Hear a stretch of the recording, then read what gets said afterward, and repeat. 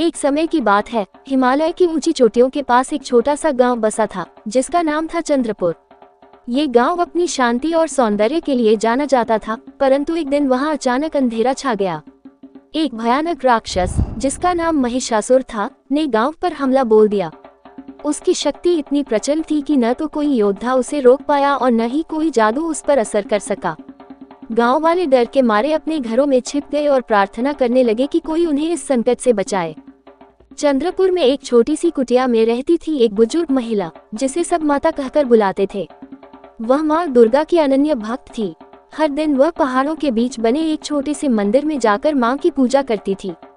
जब गांव पर यह संकट आया तो माता ने गांव वालों को इकट्ठा किया और कहा, हमें माँ दुर्गा की शरण में जाना होगा। उनकी शक्ति ही हमें बचा सकती है।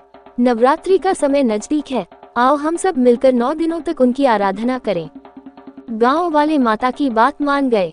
अगले दिन से नवरात्रि शुरू हुई। पहले दिन माता ने माँ दुर्गा के शैलपुत्री रूप की पूजा की।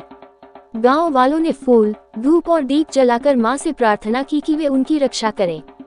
दूसरे दिन माँ ब्रह्मचारिणी की पूजा हुई और तीसरे दिन माँ चंद्रघंटा की। हर दिन माता एक नया मंत्र पढ़ती और गांव वाले भक्ति में डूबते चले गए। माँ की मूर्ति से एक अलौकिक प्रकाश निकलने लगा, मानो वह उनकी प्रार्थना सुन रही हो। इधर महिषासुर का अत्याचार बढ़ता जा रहा था। उसने गांव के खेत जला दिए और पानी के स्रोतों को नष्ट कर दिया, परंतु गांव वाले हिम्मत नहीं हारे। छठे दिन जब माँ कात्यायनी की पूजा हुई तो एक चमत्कार हुआ। आकाश में बादल गरजे और एक तेज रोशनी प्रकट हुई। 7वें दिन माँ कालरात्रि की पूजा के समय गांव वालों को लगा कि कोई शक्ति उनके बीच मौजूद है।